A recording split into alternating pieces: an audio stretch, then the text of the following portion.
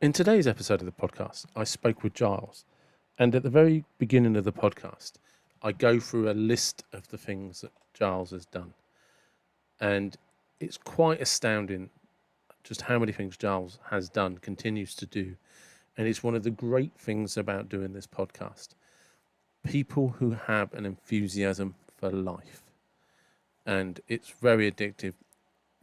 Absolutely great. I love talking to him, and thankfully, I'm going to be able to do another podcast with him soon. I hope you enjoy the episode.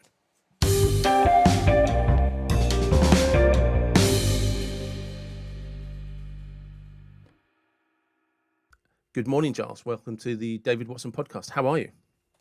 Very well, thank you, David. I feel very honoured to be with you. So No, very kind of you to invite me.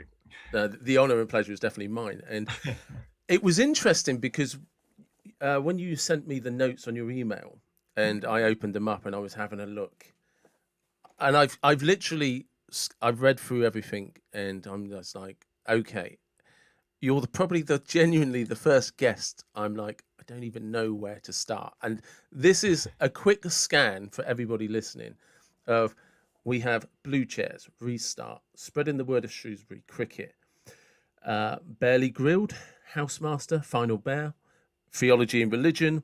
You've raised over £80,000 for one particular charity. And seriously, people, the list actually did go on. And these were just like, if I was going to take the main bullet points, because there's the TV show, there's Radio 1, Radio 4, there's the Africa Project, it just like, it goes on. And then there was, just being a school teacher and then the boarding master. And I'm just like, wow, for a list of bullet points. And then on your CV, and you mention your wife and the things that she does. And I was just like, I really don't do enough in my life. I feel like a failure. Well, I don't know. Honestly, the proudest element of my whole life, I think, is the fact that I'm married to Sooty's agent. So that is the thing that keeps me going in the morning. The fact that my wife is connected with Sooty, and every now and again, the hand that operates Sooty comes to see us with the rest of his body, and this is it. Yeah, it's fantastic. We went to see them we've seen. Well, I have to say, I've probably seen more Sooty shows than most people my age, including the last time we saw him was at Wolverhampton pantomime, probably just before COVID started. And when you know someone in the pantomime, it just makes the whole thing a bit more kind of, I don't know, exciting. Yeah. And that's actually, for people of our generation, that's Sooty's a big deal. Well, I know, and what I'm really excited about is that apparently there's talk of Sooty the movie, Oh, wow. yeah, and I've spoken to Richard, we'll call him the Hand of Sooty, and he has agreed that we are all going to get walk-on parts in the movie. So I'm going to become a movie star. That's my latest. To add to the continuing resume. Yeah, absolutely. So having already felt that I hadn't quite hit the bar and was slightly inadequate, you've now just chucked in another thing. It's like I haven't done a walk-on part either. We don't know whether the movie will happen, but if it does, if the agent gets her act together and it all comes to fruition, then you never know. Because when you and I were children growing up, Sooty was probably the biggest TV show, certainly for a period of time in the 70s and 80s. Sooty. Sooty Sweep, and it was huge. Yeah. Well, yeah, I agree. It's funny enough. It's one of those things where I wouldn't rush in to watch it. I don't think I was ever a massive fan, if I'm honest. But I was, back, definitely. Yeah, but looking back, I did enjoy it when it was on, and actually watching it with my kids is hilarious. And they're now 10 and 12, so they're getting a little bit beyond it. But they still like the slapstick element of it and the sort of bad behavior of. Is it? I can't remember which one. It's Sweep who normally behaves badly. Yeah. Both do it. But, yeah. Sweep is always the kind of the antagonizer, isn't it? Yeah. He was always kind of playing up. So yeah. I think a good place.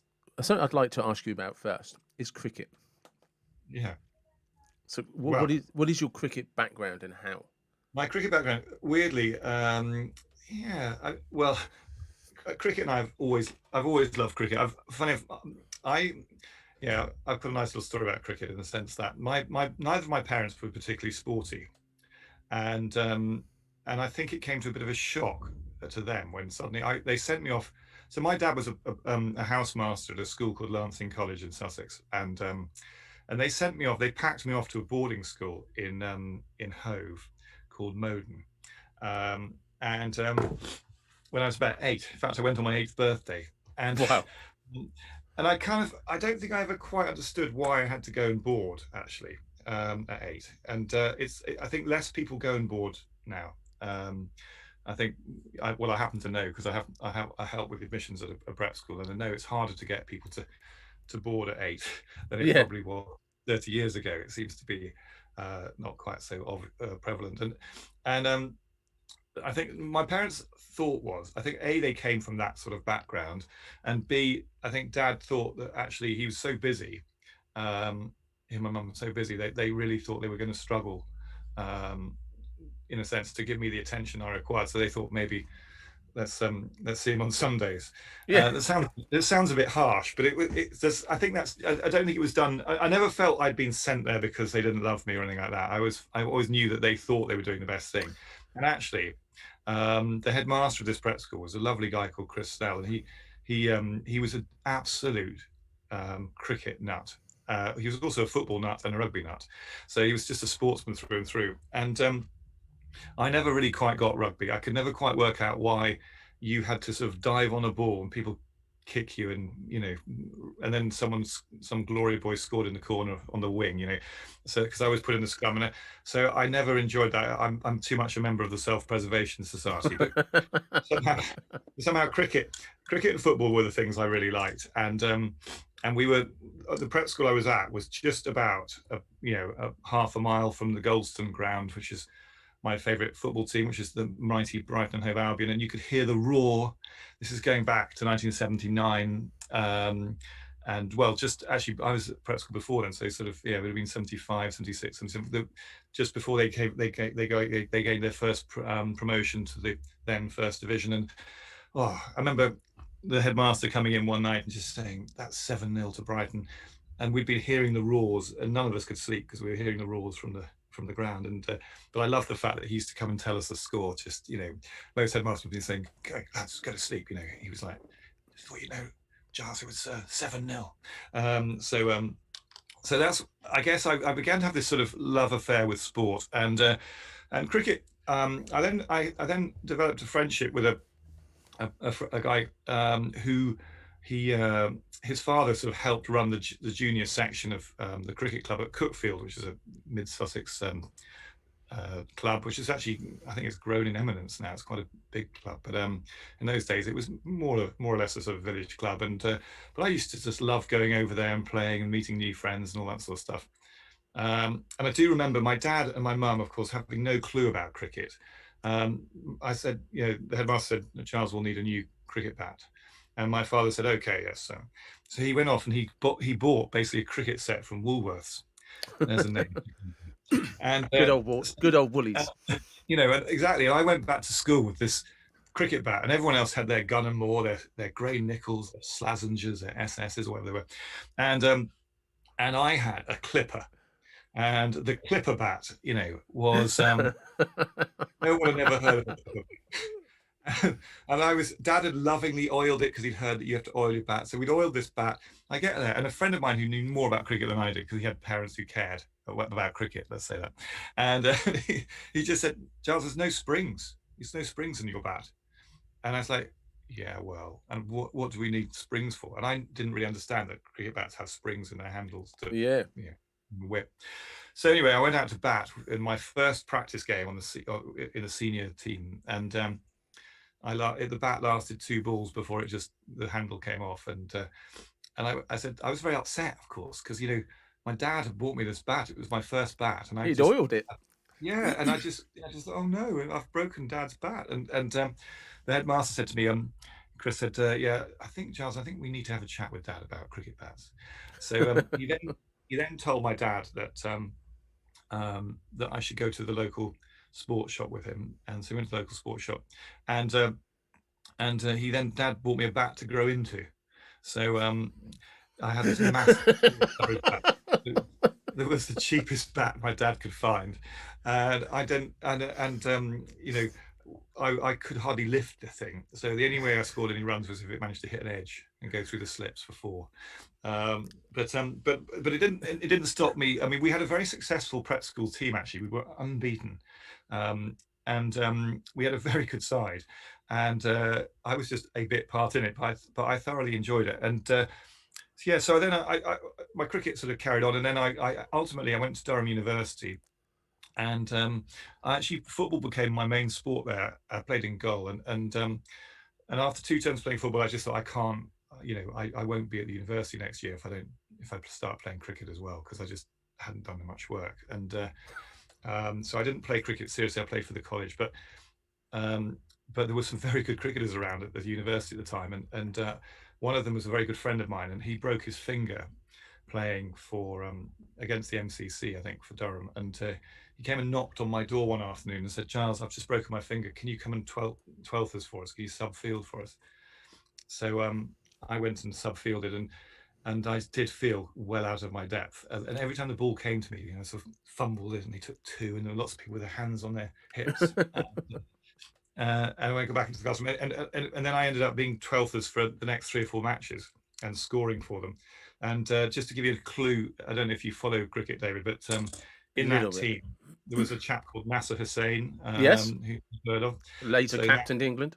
Absolutely. There was a guy called Martin Spate, who played for Durham and Sussex. There was a guy called John Stevenson, who played for Essex in England. So there were a lot of seriously good cricketers. Tim O'Gorman was my friend who played for Derbyshire. So it was very exciting, actually. And but apart from that, I've just always loved the game. I just think it's a great game to play. And funny enough, after I left university, I never really played football again.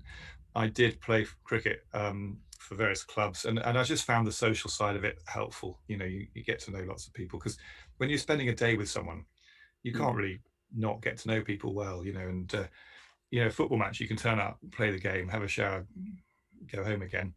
And it depends obviously what type of club it is, but you don't always get to know people, I think, as well as you do playing cricket. And I think cricket, you can't be angry all day.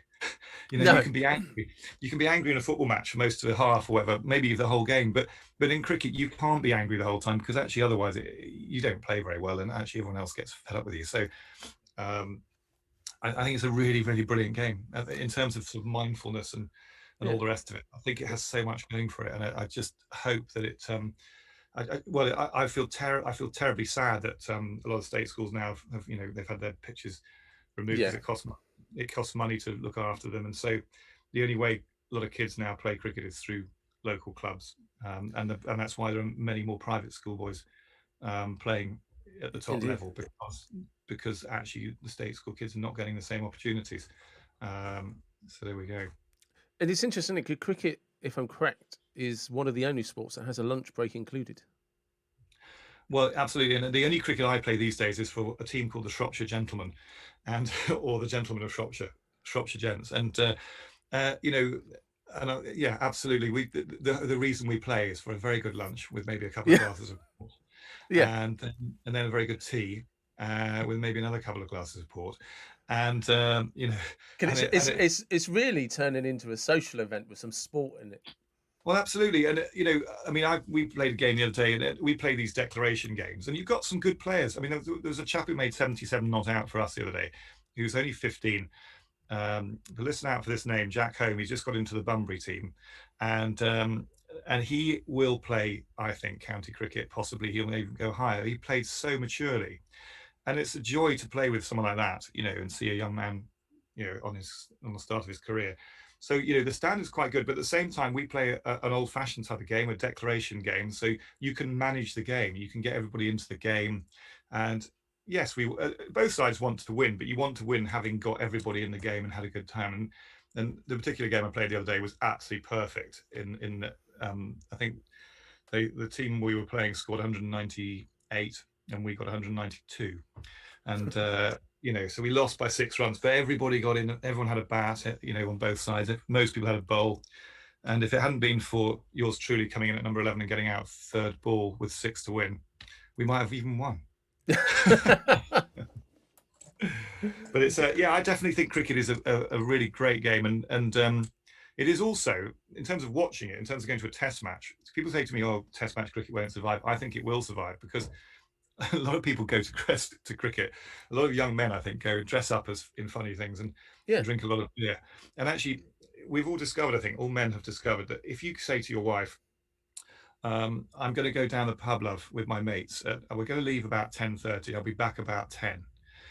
Most wives will say, well, hang on, what about the kids? And is this really a good way of spending your Saturday or whatever it might be? If you say, I've got tickets for Lords, indeed. darling, or I've got tickets for the test at Edgbaston, somehow it legitimizes sitting in the sun, drinking beer, and having a laugh with your mates for a whole day. It does. So I think cricket has been a savior for mankind, and I mean mankind in a sense. Yeah, yeah, no, absolutely. No, I agree completely. I agree. Sporting events, the thing about all sporting events is when handled correctly, it legitimizes going out and just having a few beers with the boys. Yeah, You know, absolutely. Yeah. and and that is because as soon as you said that, I used to work for a car dealership many years ago, and one of the salesmen was a keen cricket fan, and every year always got tickets to Lords, and it, and he Yeah, again, and he would turn up suited and booted, all dressed appropriately, absolutely. and I'm pretty sure he used to get quite drunk. Well, honestly, in my lifetime, one of my trips to Lords on a beautiful day with no clouds in the sky, NASA getting 150 against India, and Tendulkar coming out to bat at the end of the day, I think is still my idea of perfection. Just I have to ask because I know what I'm like. Did you sort of say to people in the crowd, "I used to play with NASA"? Um, I don't think I did. I think I was with a group of people who, do you know, I can't remember. I'm sure I would have mentioned it. I'm I sure I would would have have. definitely mentioned it. I think the friend who I was with that day, he's actually also an ex-Durham student, but he was a couple of years above me, so I don't think he would have known NASA, but he would have known probably other cricketers of note, who Yeah, came from the academy, the cricket academy that is Durham University, and so yeah, I'm sure I would have mentioned it. But do you know what? There's one other little story which relates to this, which was about 15 years after I left university, I got an invitation to go to Robin Martin Jenkins's sort of do, when they get a benefit. So it was benefit yeah, do at Lords, and it was also a Durham University. He was also a Durham University young man, and he was, of course, his father was Christopher Martin Jenkins, who was the sort of Telegraph writer and well-known sort of cricket expert, if you like, and but Robin was playing for Sussex at the time, and I got this invitation to go to his benefit do at Lords, and it was coupled in with a Durham University sort of celebration, and I thought everybody from Durham University must have been invited to this, but then I asked around, and I realised that not everyone had been invited, so I phoned up my friend Tim O'Gorman, who I knew would definitely have been invited, and he of course he had been, so I said we arranged to go together. When I got there, I did feel a bit of a charlatan because I realized everybody else there had played for Durham University cricket, first team. I reckon I was the only person there who managed to sneak in, because I must have been on their list as 12th man and scorer about 3 or 4 times, and it was all down to Tim asking me to come and field when he broke his finger. So I managed to get to this too, and I had the most brilliant evening. Not only was I on the hallowed turf of Lords in the long room, looking at all the paintings and stuff. I remember this. I'm just sorry to no, name I'm drop, loving this. but I found myself talking to Tim Rice. I don't know why Tim was there, but Tim Rice was there. I was talking to Tim Rice, looking out over Lords, which was floodlit, with a glass of nice wine in one hand and a nibble in the other. And I was just thinking, he was sort of talking about something. I don't think I was really listening, because I was just thinking, oh my God, Yeah, I'm standing talking to Tim Rice in the long room. and Tim Rice is stood there thinking, "I'm playing with a guy who's a really good cricketer. Who must have a great Well, cricket heritage." yeah, I don't know about that. Funny enough, Tim and I do know each other vaguely because my dad taught him Latin, so that's Ah, the one tiny connection. So that was, of course, the way I had the conversation. I got into the conversation, but it was nice to see him, and he's a delightful guy. But it also, standing there in that particular evening, with surrounded by people who all loved cricket, it was just wonderful. Yeah, wonderful. That's good. That's good. And I just want to go back, 'cause it keeps popping into my head, because when you were talking about your dad buying you a bat that you could grow into, I had this, because for those people that are familiar with cricket, they'll know that you bend down at the crease to line up for your bat. And I just had this image of a boy who stood upright with a bat out at a diagonal angle, swiping at anything that come his way. Honestly, I could almost hide behind the bat. It was that big. I was like, I was a very thin, small boy, and it was like, honestly, it was like a guard. I was like hiding behind. People couldn't see me when I went to bat. There's a bat. There's no batsman, but there's a bat out there. But I also imagine, when you did connect with the ball, it went some. Yeah, it did. I mean, yeah, third man often couldn't get to the ball. Perfect. I just love that. I love that. I love that. It's so what is spreading the word of Shrewsbury? Okay, so spreading the word of Shrewsbury is, or Shrewsbury, is I work in admissions now. So I'm one of those people who has only ever, I think I've only ever managed to achieve success in one job interview, and that was when I started here at Shrewsbury School in 1989, or whatever it was. And but my job has, the one nice thing about working in a school is that your job can evolve and can change. And so I was, after about 8 or 9 years, what happens at boarding schools, public schools, whatever you want to call them, and for those of you who don't know about these sort of schools, well, they basically use and abuse the younger teachers. A young teacher will be doing everything because you're young and you're enthusiastic and you want to go up the tree. I guess you want to climb the ladder. Yeah, you don't know So, any so better. yeah, so it's Giles. Saturday, will you, after you've coached the under-16s, will you come and supervise this house dance? So you kind of find that your day on a Saturday maybe goes from sort of 9 o'clock in the morning till maybe 11 o'clock at night, and then on a Sunday, would you take this trip? We want to take a boarding trip out to see a film or whatever it might be. So you're busy again, and but the young teachers, I think, well, you have to, I know, maybe you have to want to do it. I think you do have to want to do it. The young teacher who doesn't want to get involved, well, probably won't survive very long at that school. I think you need to sort of buy into the fact that you're basically buying into a way of life. Yeah, You're being employed to look after kids, but it's like a holiday camp with work thrown in. And I think that's for the teachers as well. You have to do a bit of academic stuff. You have to plan the odd lesson and deliver the odd lesson, and but then the fun stuff I always thought was coaching cricket, coaching football, directing a play, watching them do a concert or something. It's all that sort of stuff. It's a very fulfilling life. And the other good thing about it is, by working weekends, and we teach Saturday mornings, it gives you longer breaks in the holidays. So although you're fairly full on in the term time, you actually end up, so for instance, I've already had 2 weeks holiday, yeah. and it's great, and I love that. And the three reasons for being a teacher, of course, are June, July, and August. And so yeah, so I was a housemaster, which means basically being in charge of. I had a big house. I had the biggest house, so 85 boys. And people say, "Oh, how the hell do you cope with that?" Well, you can't run a house that size, I think, unless you have the support of the kids on your, and one or two of them are going to get away with murder, and you have I used to say I had a very long lead, and occasionally I'd pull the kids back in on it, very occasionally.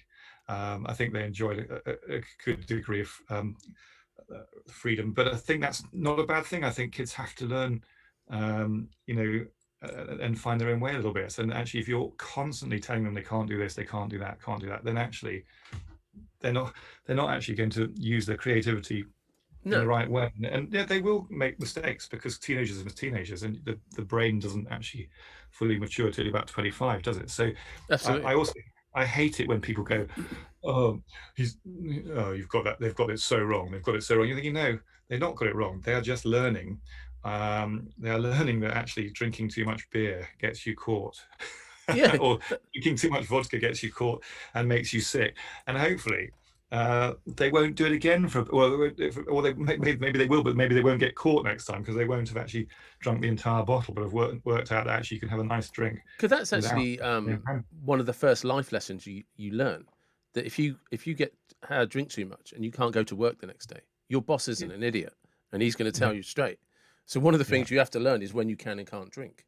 absolutely. I mean, I'm not saying it's all about drink, but it's just, I mean, being a housemaster, all sorts of things happen. So, Yeah, I mean, you touched on the blue chairs. So when I was a housemaster, we had a we had a Russian boy, a lovely kid called Artem, and after a house dance one morning, he it was a Sunday morning, and I went in to see matron. We used to check everything was okay in the mornings, and she had Artem with her, and he was covered in bruises. And obviously, I made the joke of, I said, "Goodness me, Artem, she was a rough sort, wasn't she?"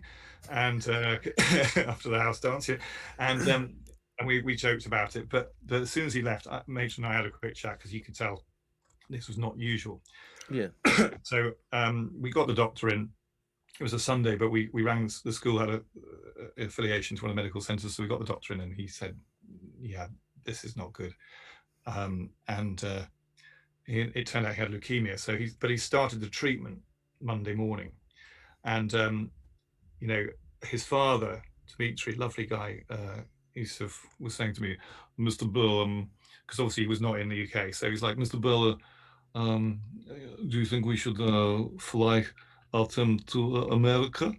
And I said, "Look, no," because I said, once you go to America to find a clinic, by the time you've found it, that might be another a week, 6, 7 days. I would start tomorrow at Shrewsbury Hospital if I was you. So that's what he did. And then, of course, Dimitri couldn't understand. He said, "And how much does this treatment play?" And I said, "No, it's free, National Health," because he's a yeah, member of he's living here, residing in the UK. And so, and I remember being very proud, actually, of Britain, yeah, weirdly, through the whole experience.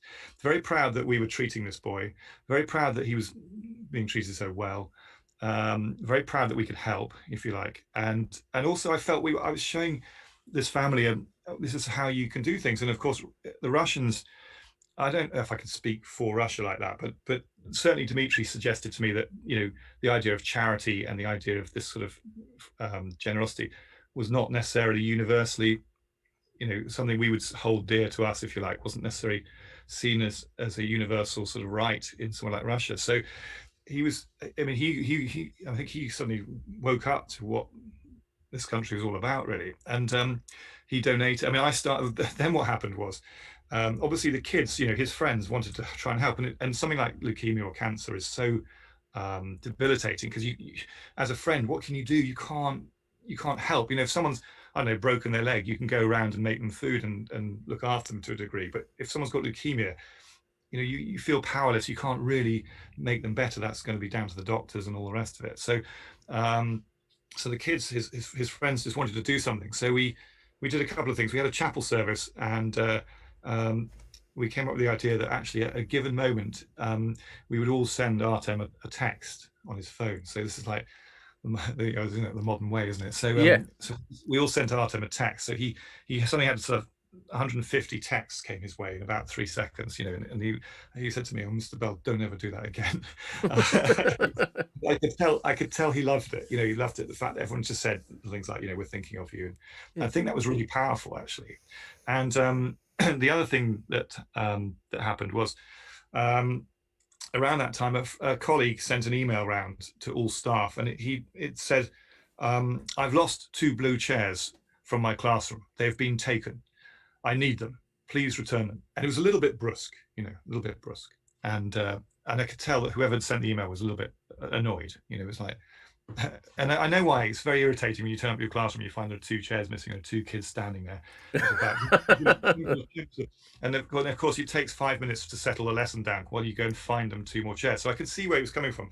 But even so, it was quite funny getting this email.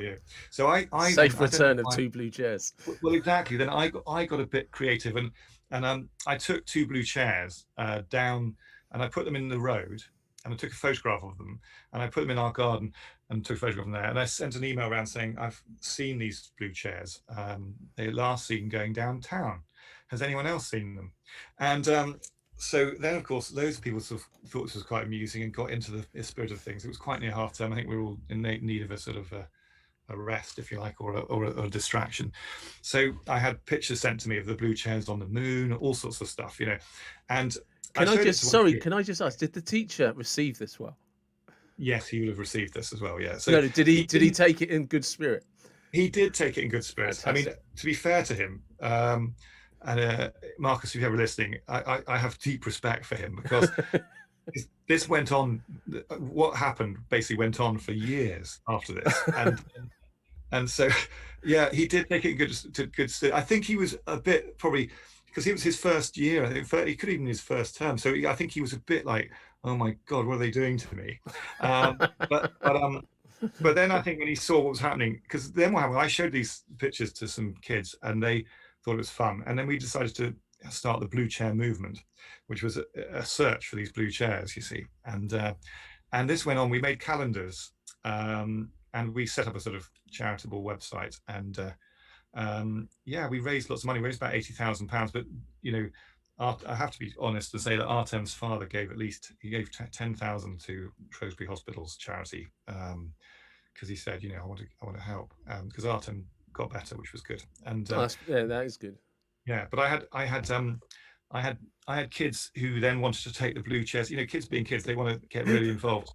I had kids taking the blue chairs. So my favourite trip was 2 blue chairs went on the Pamir Highway, I think it's called, where you go around Turkmenistan or Yeah. Uzbekistan, all those sort of stans, and they took these 2 blue chairs on their sort of gap year travels, and they used to send me pictures back, and we made this fantastic calendar of the blue chairs in all these amazing places. And yeah, so each calendar used to make about £6,000 for the charities. And actually, it coincides weirdly. I had another cricket experience too because of this, because one of the charities we were raising money for was Cure Leukemia, based out of Birmingham Children's Hospital. And Ashley Giles, the England cricketer, was donating 10% of his benefit to Cure Leukemia. So we kind of ended up linking up. Well, the charity linked us up, and I ended up going to some amazing benefit ball that Ashley Giles and his team had organised, and basically the entire England cricket team were there. And so I was running around getting people like Matthew Hoggard and Trescothick to pick up blue chairs and taking pictures with them. So we had a blue chair calendar that was full of cricketers holding blue chairs, and getting Freddie Flintoff's autograph and things like that. So yeah, that actually that linking into another thing that you've probably got on your list of things. Actually, that there's one experience that happened that made me laugh a lot, which was Freddie Flintoff was just we were by the lady who was I had to tell her who was who, because she didn't know any of the England cricketers. So they were signing a bat, which was going to be auctioned, and so Freddie Flintoff came up, and she said, "Who's that?" I said, "That's Freddie Flintoff," and she went, "Okay," and then she went, "Are you Giles? Are you Giles from Rule the School?" I went, "Yeah." and, and Rule the School was a very, very average TV show that I had been in, which was a children's TV show, and where teachers are being taught by children. But it just made me laugh so much that She one of my didn't recognise one of she didn't England's greatest all-rounders. Yeah, absolutely. Who some would argue single-handedly won the test. The Ashes, yeah. The Ashes, sorry. Yeah, absolutely. And when was it at the Oval, or it was the Lords, wasn't it, where he took the knee after bowling somebody out? Oh yeah. No, he went down to Brett Lee, didn't he, and comforted him, because they lost. I think Australia lost that game by 2 runs or something, and didn't he just say, yeah? I think he understood the pain that the Aussies would have been feeling at that point. It was such a good game as well. It was such a great game. but there was arguably a period of time where he was just phenomenal, just phenomenal. Marcus Rashford of his generation, wasn't he? Oh, easily, and some. Yeah, absolutely. There was a very famous Ashes. Was it 2003? Pops into no, it can't be 2003 because I was back here. 2005 maybe. 2005, and he just it could be arguably said he was the reason we won it. He was so heroic. It was almost the Botham of his generation. Oh, definitely. Yeah, yeah, definitely. Yeah. But we've got a few of them now, haven't we? With Ben Stokes, and I was just watching Liam Livingston scoring a few runs in 2020s the other day, and he's another name to watch. Yeah. So I've got to be honest. I probably have lost touch with cricket massively in the Yeah. last 5 or 6 years, and You need to get back in touch with your cricket side, David. Come and play for Shropshire Gents sometime. I fear there would never be another invitation, but That's okay. but I could take up space on the field, and people would question, "Do Well, you that's all I actually?" do. Yeah, Yeah. you know, yeah. If it's just to raise questions within the crowd of what's the purpose of that chap there, I would fill Yeah. that spot very well. Yeah. Is he there to contribute? Nobody knows. It's the mystery of the game. Well, I model myself on the great Mike Brearley, who was an England captain in the 1970s, I guess, and he used to sort of bat quite often, sort of 7 or 8 for England, and quite often didn't make any runs, but he was a great captain. So I like to see myself as a late order Perfect. Yeah, batsman, a leader. but a skillful captain. Yeah.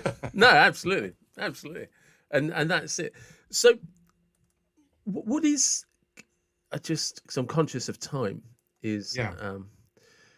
what is Restart? So Restart Africa is another charity I've been involved with, and I mean, one of the things about working at a school like Shrewsbury is that you meet lots of interesting people, and actually Restart Africa I got into through the ex-headmaster, a guy called Ted Mabent, who and he had been headmaster of a school called Ellesmere College, and while he was there, he met a very nice family called the Coulsons, and Mary Coulson had sent her boys to Ellesmere, but she had saw the devastation and violence wreaked by the elections of 2008, I think it was, in Kenya. So this is quite a recent charity, and she was aware that there were kids just on the street. Because what had happened was a load of kids, and where she lives in Gilgil, it's sort of quite central Africa, central Kenya. And what happened during the election violence, and we're not talking about a few people because having a bit of a fight. We're talking about 1,000 or so people killed, and so families were moving towards Gilgil because there was a British Army base there, and they thought they might be safer near this army base. But of course, Gilgil's a very small area, and Langa Langa, very small town, and so there was nothing for them. There was not enough food, and I think some people just couldn't look after their kids and let them just say, "Look, off you go." Or maybe some of them were orphans, from the violence, and there were kids literally lying around on the street corners, and and of course, as soon as that happens, they're very vulnerable to, let's say, the darker side of humanity. And so Mary bought a house, and she filled it with about 8 street kids to start with. And her charity basically went from there. And she now has developed it, and we have a British and a Kenyan trustee board, and I'm on the British one. And we raise money for it, and it looks like a mini prep school now. It looks like a little boarding school, basically. And originally it was for orphans, but now it's there are 1 or 2 kids now who kids can go there for some respite, if their family life is not difficult and their beginning is rather difficult, and we liaise with the Kenyan social services. So it's becoming less of an orphanage and perhaps even more of a kind of children's sanctuary, if you like. But there's 113 kids there at the moment. Starting from 8. Started from 8, yeah. Now we're 113, Wow. and I mean, and there's some very powerful stories I could tell you. I mean, I know a little boy called William there who, I mean, this is one of the perhaps the worst stories you can ever wish to hear. I don't know whether No, please do. Well, it's going to bring everyone down, but I apologize. But basically, this is the sort of violence that some of these kids have been subjected to, and basically his mother was living his parents were living together, but his father was drunk and abusive towards his mother, and she eventually left the father and went to live with her mother and managed to get a job and was looking after these 4 kids and doing her best. And then this guy came home one night and or found out where she was living, and he was so angry that she'd left him, this dishonor. Um, Mm. he came over, and in front of the kids, drunk, he raped his wife, and then chopped her head off in front of the children. So obviously, the family lost both their parents at that moment. They lost their father because he was going to be in prison for the rest of his life, and they lost the mother for obvious reasons. So, Mm. so, and the grandmother couldn't look after them because she didn't have a job. She didn't have money, or she was too old to look after the kids. So where were they going to go? So that's where Restart stepped in and helped take these kids on board. And I've met William a few times now. I did a I, I try and raise money, and I'm getting too old for running around these days. So I did a comedy night. We tried to. I happen to have taught Nick Hancock, who used to do They Think It's All Over back in the Yeah. day. So Nick's son has been at Shrewsbury, and Nick very kindly said he'd help out, and we did a comedy night called Saturday Night Detention with Nick Hancock, and we raised about £7,000 for Restart doing that. So we do a lot of fundraising, and that was good. And I go over there because I go over with my admissions hat on from Shrewsbury to a prep school near Gilgil, where, if you like, you have this amazing prep school, which is just a beautiful little school in Little Kenya, and next door to it is one of the sort of most deprived areas, very poor town, with kids sort of looking at you as you drive through in your smart car, looking at these kids who literally have nothing. And then you get to Restart, where and one of the problems that Restart has, actually, funny enough, is that the kids there are probably better looked after than one or two of the kids who are still living with their families in the local town, because they literally have nothing. So, I think one of the things we're looking at is how the Restart can actually outreach, if you like, into the Yeah. local community and help people in the town. Because what you don't really want is the local town people resenting the orphans and the kids who are there because they're having a better deal than they are. And So it's sorry, I yeah, was sorry. just going to say it is incredibly difficult, isn't it? And we forget when you live in the UK, and we kind of touched on it before I started recording about the polarizing views we have in this country. It's just what goes on in other countries. And on one hand, like you say, the work of Restart is absolutely fantastic. But Yeah, now, I mean, there's you have to have an awareness of how it's affecting the local town, who yeah, are also quite impoverished, and not many of them are like, well, hang on a second, they're doing better than we are, you know. yeah. And So it's not from a place of being nasty or horrible. It's no, just a lot of these people don't have anything. absolutely. And I mean, I love going to Kenya, and it's a wonderful country, and I've met some lovely people. And to me, the whole system is, so wrong, in a sense that just one little example epitomizes the world in way, and we're so lucky over here we don't realize. Yeah. So my daughter happens to be epileptic, and I was sitting in a taxi talking to this guy, and sometimes I ended up with the same taxi driver for 3 or 4 days if I'm visiting various people and visiting various schools. And So I got to know Joseph, this taxi driver, very well, and his daughter was also epileptic. And the difference, though, was that he has to pay for the medicine for his daughter, which is expensive. I don't. So, I'm in a well-paid job over here, and the National Health Service are looking after my daughter, who's got epilepsy, and have managed to get her the pill dosage absolutely perfect, so she hasn't had a seizure for 2 years or something. This guy, the taxi driver I was with, Joseph, he has to pay for his own daughter's epilepsy pills at quite considerable cost. And the first time they went to the local hospital, they gave her the wrong pills, and that made her seriously ill. She ended up in hospital for a month. And it's just I ended up giving him a massive tip. Yeah. Just I felt so sorry, and I just felt, this is not right, but this is just how it is, I guess. But you know, uh, yeah, there is a lot of poverty in Africa, when you see these boats arriving at Dover, and people sort of jumping up and down and saying, what are these people coming into this country for? If you haven't been across to these countries and understood what poverty is, then you're going to get people coming. You're going to get people coming because they want a better life for their families, and if we were in the same situation, we would be doing the same. And I know there's deprivation over here as well in this country. I'm also Shrewsbury School's linked to a West a youth club in West Everton called the Shusey, and I know a lot of the kids there have come from quite humble beginnings. Let's just say that, and have their own sort of issues. Um, but it's but I still think that the poverty in Africa is I when it think one of the worse. issues, one of the big issues we have. Sorry, I didn't mean to cut you off, Yeah, but I think one of the big issues we have with when immigration comes into this country is one, there's a lot of irresponsibility on all sides of the media, um, yeah, and that is and we have to also be honest when people start talking about, well, it's economic migration. It is, but people don't really understand what economic migration is because of, yeah. and it's because of immense poverty in another country.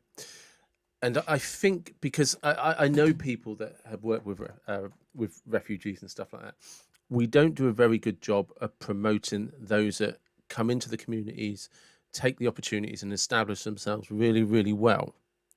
Yeah. And we do a very poor job of not because of the various justice systems we have in this country. We do a very poor job of saying to people that's not acceptable in our country, and you don't do it. And if you do it again, you go back to where you come from.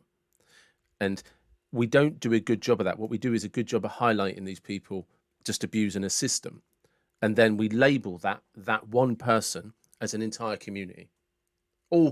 All immigration is this. No, no, no. That's an individual who should have been dealt with in a particular way, and that's where we need to change our system, because there is a group of people over here who came over, risked their lives, and are doing amazing in our country because of all of the benefits we have, because of all of the things that we can do. And they are taking those opportunities. Everything from education to apprenticeships to working to establishing good family connections. And they're a benefit to any community they come into. But we like, because of the clickbaiting and stuff like that, to talk about the one person. Yeah. And then we call them an immigrant. Oh, Yeah. hang on Yeah. a second. And they'll say immigrant there and refugee here. Do you know what I mean? I just think the media just do a terrible job in this country of, for want of a better term, sorting out the wheat from the chaff. And actually, hang on a Mm. second, that there's some great things going on that we do, and we have an opportunity as a country to do these good things.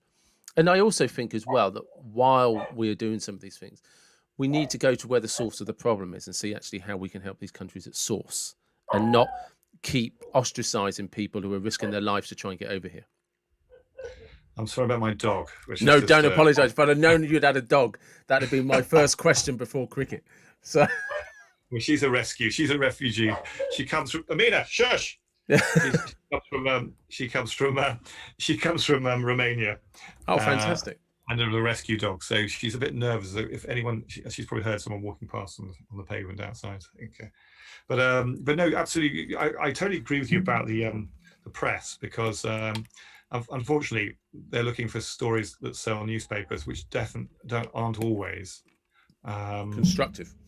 yeah, and also they just want I mean, I was looking at some of the tabloid newspaper headlines yesterday, and they were just there was just extreme things going on, just to try and get people to read, so making things sound more exciting than they are, Yeah, and it's all rather depressing, really.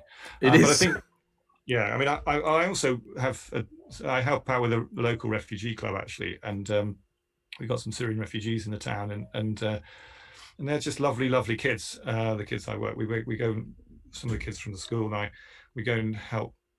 We're part of a youth group on a Monday evening, and just go down and have a chat and a laugh. And honestly, there's some great kids there, and they're just normal kids. And of course, if you could get past the sort of where do they come from, all that sort of stuff. But these kids, and of course, their trouble is they're quite a long way behind educationally sometimes, because they've been in a refugee camp for 6 years, and your education weirdly might suffer if that happens. So Yeah, they come into the system here, and they are going to be behind, but they're ambitious and they're intelligent, and they're going to do well, these kids, and they just need a chance, And I think, but they're a bit shy. They've come to a different culture, a different country, and sometimes you need to sort of just help build their confidence up, and every time they get a bit of abuse or hatred, obviously pushes them back a few steps. So you want as many people to be as supportive and positive as possible, and then actually embrace them and bring them into the society that they're going to be part of. Because